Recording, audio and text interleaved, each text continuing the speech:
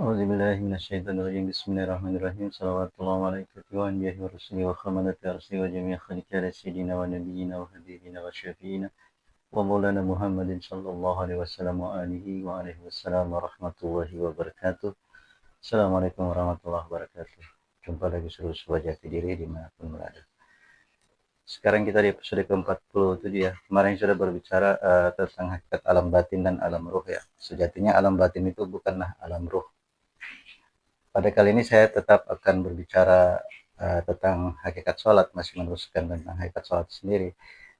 Kenapa saya berbicara itu? Karena masih banyak perdebatan antara orang-orang hakikat dan orang-orang syariat.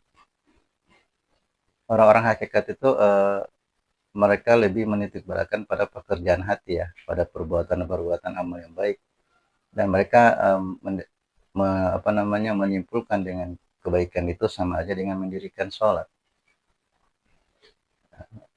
tanpa mereka sekalipun melakukan sholat. Jadi bagi mereka berbuat baik itu adalah perbuatan sholat. Sementara orang-orang hakikat sendiri menyalahkan atau suka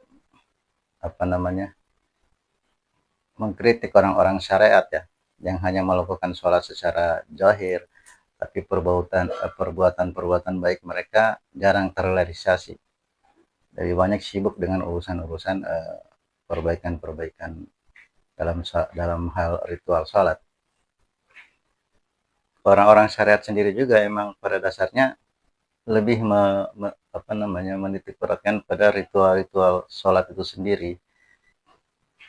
Emang di sini juga ada ungkapan bahwa seluruh amal perbuatan baik itu akan tertolak jika tidak melakukan sholat. Betul, demikian adanya, itu tidak bisa dibantah, memang demikian. Walaupun orang-orang hakikat itu membantah itu ya, bagi mereka perbuatan baik itulah yang diterima Allah daripada sekedar ritual sholat tanpa makna. Kedua-duanya ini sebenarnya ada benarnya dan juga banyak salahnya. Jadi komunikasi yang tidak nyambung ya, karena mereka hanya menitikberatkan pada ideologi masing-masing. Kaum syariat itu menitikberatkan pada ideologi syariatnya, sementara orang hakikat pun demikian pada ideologi hakikatnya. Pada hakikatnya syariat dan hakikat itu satu bagan dia.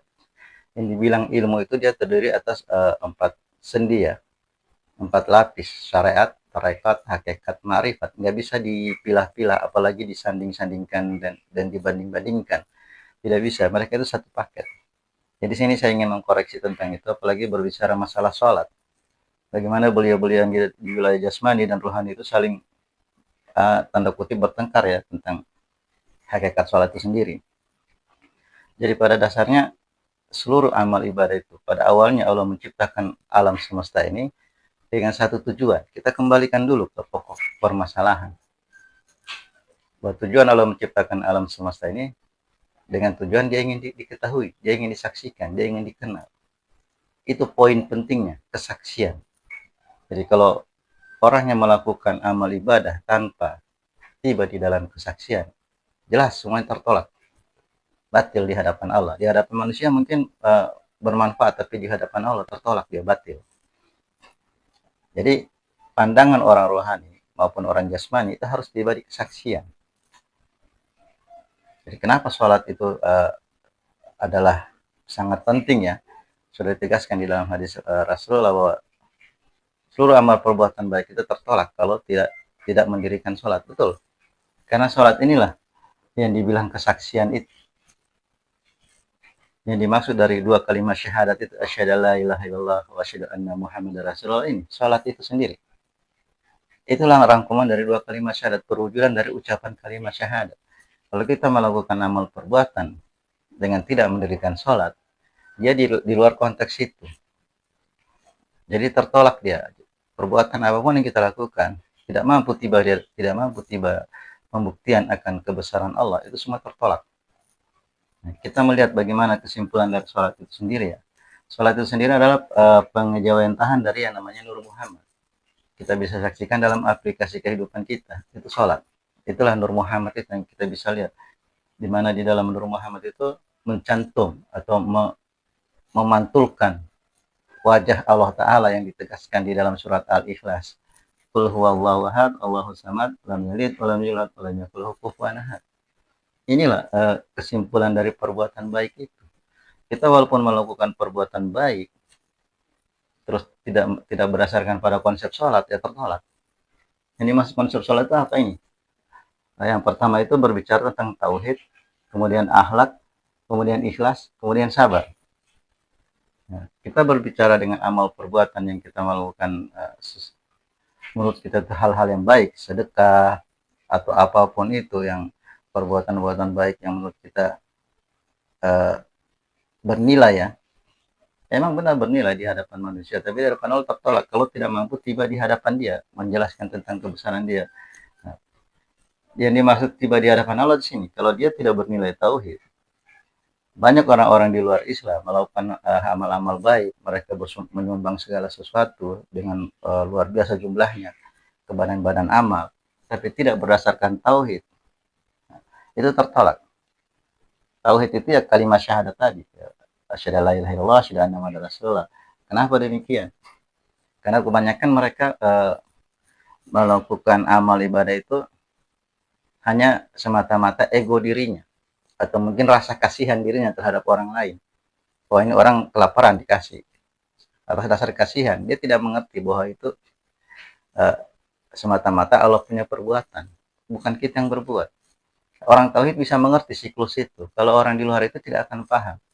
Yang dia paham, ini orang dalam keadaan perlu bantuan, dibantu. Ujung-ujungnya apa?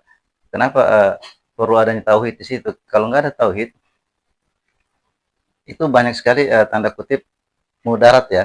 Kenapa saya bilang mudarat? Bisa jadi dia tertipu dari penampilan orang yang menurut kita kasihan.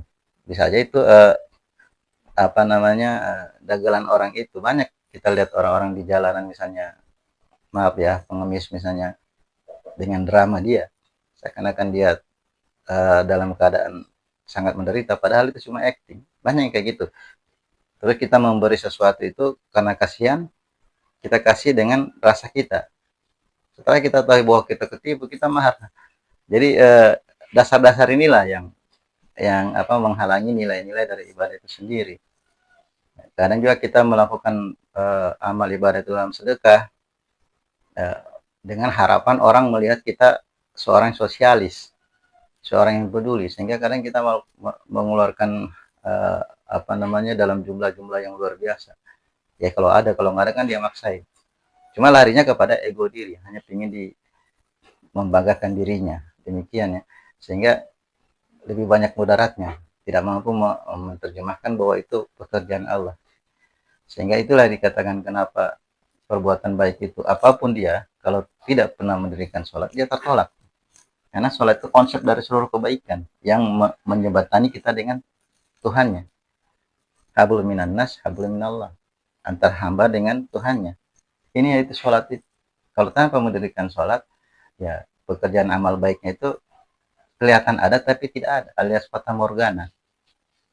Jadi kalau orang-orang hakikat hanya menitik beratkan pada perbuatan baik dan tidak melakukan yang dengan menganggap bahwa itu adalah suatu sama aja dengan mendirikan sholat, itu salah kaprah. Sholat didirikan itu semata-mata adalah bentuk dari kesaksian kita akan Allah Ta'ala. Jadi seluruh amal perbuatan kalau tidak mampu tiba di hadapan Allah itu semua tertolak. Tidak mampu membuktikan kebesarannya itu semua tertolak. Jadi seyogyanya seluruh amal perbuatan kita mampu mencerminkan sholat itu sendiri. Mampu menjelaskan itu dari Allah semua. Innalillahi wa inna ilaihi raji'un. Hanya bahasa sholat itu yang bisa menerjemahkannya. Ada unsur tauhidnya, terus ada akhlaknya. Di termin kedua ini akhlak, memasukkan budi pekerti. Akhlakul karimah, akhlak yang seperti apa yang sudah dicontohkan baginda Rasulullah itu terpantul dari Nur Muhammad ini, pancaran dari wajah Allah, yang dimana beliau Rasulullah SAW itu yang mengemban atau memfitrahkan Nur Muhammad yang akhir. Ini yang awal, beliau yang akhir. Kita berbicara tentang akhlak. Kalau kita berbicara akhlak di luar konteks sholat atau kita merasa sudah berbuat baik dengan menganggap bahwa kita sudah sholat, ya coba kita terjemahkan. bahwa akhlak perbuatan baik itu bukan dari kita, bukan kita yang berbuat baik, tapi Allah Ta'ala sendiri. Itu perwujudan dari sholat itu. Pernyataan bahwa semua itu dari Dia. Nah, kalau kita menafikan sholat, kita menafikan Allah Ta'ala. Jadi jangan dibolak-balik ayat itu ya. Sesungguhnya sholat itu mencegah perbuatan keji dan munkar. Ada yang membolak-balikkan ayat itu. Jadi mereka cukup melakukan pekerjaan yang mencegah keji dan munkar, sama halnya dengan sudah sholat. Nah, itu terbalik. Di mana-mana selalu harus sholat dahulu. Dialah yang mencegah perbuatan keji dan munkar. Jadi kalau ada orang-orang rohani yang beranggapan perbuatan baik cukup tanpa harus sholat, itu salah kaprah. Demikian juga orang jasmani yang hanya melakukan ritual sebatas ritual ibadah tanpa memahami konsep ibadah itu sendiri. Mereka melakukan ritualisme tidak mengerti apa yang mereka lakukan. Jadi di sholat itu yang didirikan itu apa? Ini Nur Muhammad. Ini yang disaksikan. Ini wajah Allah itu. Tegaskan di dalam Al-Quran surat Al-Ikhlas, ini wajah Allah dalam bentuk Nur Muhammad. Af'alnya. Jadi demikiannya, jadi sini konflik yang terjadi atau perbedaan pandangan yang terjadi dari para praktisi, orang-orang yang mau berpraktik di wilayah syariat atau wilayah jasmani dengan orang-orang yang menitik beratkan di wilayah-wilayah hakikat atau orang rohani. Itu sebaiknya mereka ada dalam satu koridor ya. Tidak bisa dipisahkan antara syariat sama hakikat. Jadi kita kembalikan ke substansi awal. Hakikat dari seluruh kehidupan ini adalah pengewajawentahan dari kehendak Allah. Allah menciptakan alam semesta ini dengan satu tujuan. Dia ingin disaksikan. Jadi seluruh amal perbuatan kita apapun itu harus mampu bermuara ke situ, kepada kesaksian. Dan wujud dari kesaksian bukan sekedar ucapan atau keyakinan. Yakini atau diucap-ucapkan, bukan. Wujud dari kesaksian itu adalah aplikasi, yaitulah sholat itu.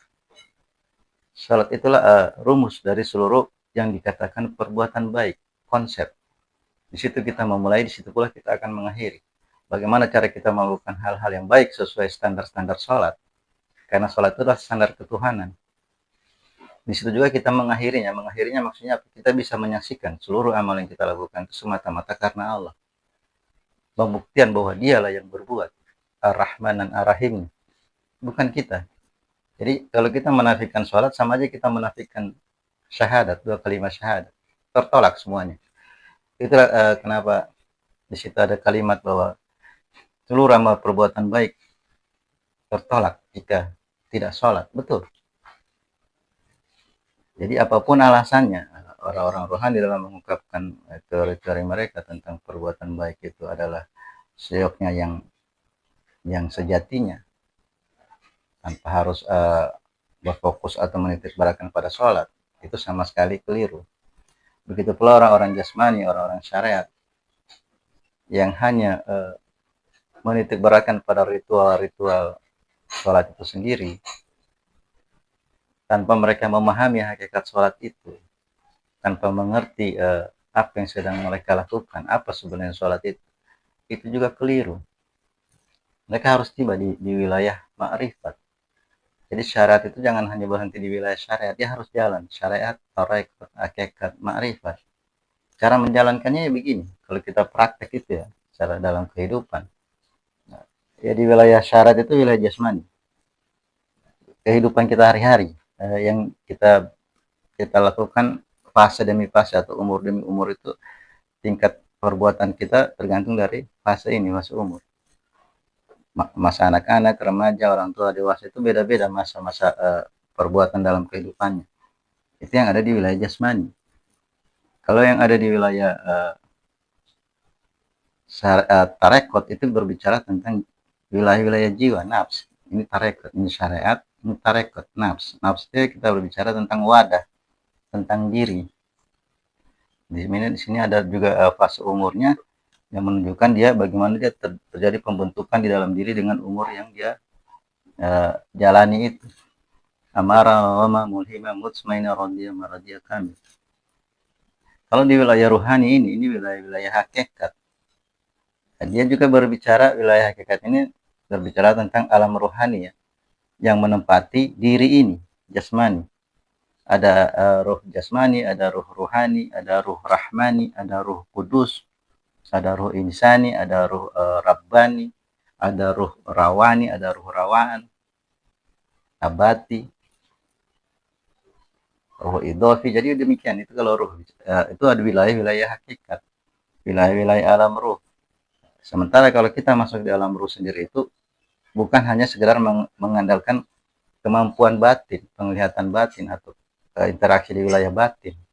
Karena batin itu sesungguhnya bukan wilayah ruh, belum masuk ke wilayah ruh, tapi dia anak tangga menuju ke namanya wilayah ruh. Dia sudah ada di wilayah luar pagar ya, alam ruh. Dia sudah bisa masuk ke alam ruh, cuma harus dia dengan konsep kesadaran, bukan hanya konsep indera, tapi dengan kesadaran, yaitu keseimbangan antara akal dan nafs. Baru dia mampu masuk ke wilayah rohani. Kemudian wilayah-wilayah ma'rifat ya di sini. Inilah wilayah ma'rifat itu. Kesaksian akan ini. Jadi utuh kita dalam menjalankan sesuatu. Itu yang namanya ilmu. Ilmu itu apabila terjadi keutuhan di dalam aplikasinya ya. Syariat, tarekat, hakikat, ma'rifat. Itulah ilmu itu. Jangan dipisah apalagi diadu. Keliru. Sehingga tidak akan pernah sinkron orang yang katanya di wilayah hakikat, terus yang katanya di wilayah syariat, kalau saling berbenturan. Jadi demikian ya, sejatinya, seyogyanya, jangan ada perbedaan, apalagi persinggungan antara orang-orang yang syariat sama orang-orang yang menjalankan hakikat. Sejatinya mereka itu satu wadah. Jadi saling melengkapi. Jangan saling mencari perbedaan. Begitu cara kita menjalankan ini ya, aplikasi kesaksian, karena itu bagian dari kesaksian. Jadi orang-orang bersaksi itu dia lengkap ya. Jadi wujud kesaksian gitu tidak hanya sekedar ucapan atau sekedar keyakinan. Dia terwujud, terlahir. Tajalli dari kesaksian itu, itulah sholat itu. Karena sholat itulah penterjemahan dari hafal Allah itu sendiri yang ada di Nur Muhammad. Kita mencari Nur Muhammad, mencoba menelusuri, membuktikan sejatinya keberadaan Nur Muhammad itu. Kita harus mampu masuk ke wilayah ruhani. Untuk kita Allah tampakkan dia di permukaan yang bisa disaksikan, bisa dilihat, yaitu sholat. Hakikat dari Nur Muhammad sendiri itu pergerakannya itu dalam sholat. Sementara yang kita pakai ini sendiri adalah sejatinya Nur Muhammad juga dalam diri kita. Semua terpaku pada ini, sentrisnya ini, sentralnya. Jadi sebaiknya jangan ada perbedaan ya, apalagi pertentangan, saling membenarkan satu dengan lain, saling menganggap lebih utama. Tidak, kalau mereka melakukan hal itu terpisah, mereka sama sekali bukan orang-orang yang ada di koridor ilmu. Kalau mau berbicara tentang ilmu itu satu, supaya terjadi yang namanya tujuan ilmu itu sendiri, hakikat ilmu itu sampai tiba di ma'rifat. Demikian ya. Jadi juga saya ingin menyumbangkan saran ke sekedar himbauan atau saran ke orang mereka yang praktisi para wilayah-wilayah hakikat. Sejatinya mereka yang melakukan praktisi di wilayah hakikat itu lingkupnya pribadi, diri. Sebelum mampu dia mencerna itu, sebelum mampu tiba dia dalam kesaksian yang utuh, sebaiknya jangan dikeluarkan, jangan disampaikan ke umum. Hasilnya mentah. Karena yang di umum itu berbeda tingkatan masyarakat itu ya, macam-macam pola pikirnya. Mereka salah tafsir dengan ucapan-ucapan orang-orang hakikat itu, kadang nyeleneh. Mentang-mentang mereka merasa dekat dengan Tuhannya, menyaksikan Tuhannya, terus mereka tafsirkan yang bahasa-bahasa serampangan. Ya orang di bawah menerimanya salah sangka. Jadi fitnah. Ada yang mengungkapkan apabila hakikat terbuka, batal syariat.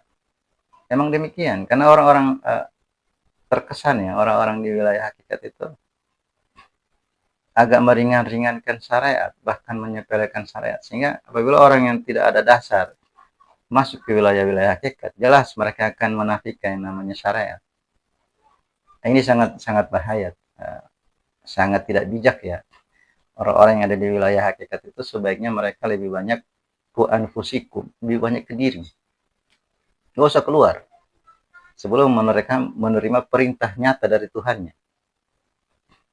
Orang hakikat itu harus tiba di maradiyah ya, sampai tiba di keridaan Allah. Benar-benar Allah ridho sama dia.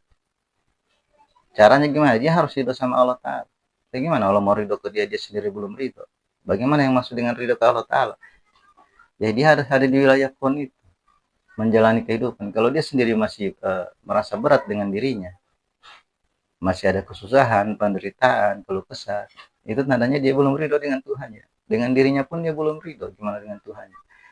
Gimana mereka akan mencapai radhiyallahu anhu? Jadi demikian ya, untuk itu sekedar himbauan ke orang-orang yang praktisi di wilayah-wilayah hakikat, sebaiknya dengan konsep anfusikum, diri dulu. Jangan banyak keluar. Soalnya statement-statement orang-orang wilayah hakikat itu statement-statement yang dalam tanda kutip ya, orang-orang yang dalam keadaan larut dengan Tuhannya, mabuk dengan Tuhannya, sehingga ngomongnya pun kadang di luar kesadaran dia sendiri. Yang orang awam kalau menerima itu suka salah persepsi. Nah, demikian ya, sekedar saya menambahkan tentang hakikat sholat itu sendiri. Pada hakikatnya sholat itu adalah wujud dari kesaksian yang kita ucapkan di dalam 2 kalimat syahadat. Itulah sholat itu. Karena sholat itu pada dasarnya mewujudkan yang namanya Nur Muhammad secara tajalli. Kalau kita ingin tiba di wilayah Nur Muhammad sejati, kita di wilayah alam-alam ruh, kita melakukan perjalanan sesuai dengan metode-metode alam ruh itu sendiri. Kita akan tiba di sini di alam rohani ini yang namanya Nur Muhammad. Nanti orang yang sudah tiba di sini, dia akan lihat bahwa di dalam Nur Muhammad itu wajah Allah yang disaksikan di dalam surat Al-Ikhlas terbagi atas 4 kotak, 4 pintu. Pintu pertama tauhid, kedua akhlak, ketiga ikhlas, ketiga sabar. Dari sinilah dia menelusuri asal usul dia. Dari awal dia keluar dari sini, dia harus kembali ke sini. Itu yang ada di dalam Nur Muhammad. Siapapun yang sudah menjalani metode perjalanan alam ruh, dia akan tiba di sini. Dia akan melihat sejatinya Nur Muhammad itu adalah pengajawantahan wajah Allah Ta'ala yang ditegaskan di dalam surat Al-Ikhlas. Qul huwallahu ahad, Allahus samad, lam yalid walam yulad walam yakul lahu kufuwan ahad. Itu wajah Allah di dalam al-Qur'an. Di dalam surat Al-Ikhlas itu yang dibilang Nur Muhammad. Jadi demikian ya, kita dalam memahami sholat itu sendiri, itu adalah wujud dari 2 kalimat syahadat. Jadi sebaiknya jangan ada pertentangan di situ. Jangan saling ada yang membatalkan atau saling merendahkan. Sangat tidak bijak. Demikian sekedar penegasan akan hakikat sholat itu sendiri ya. Wabillahi taufiq wa hidayah. Wassalamualaikum warahmatullahi wabarakatuh.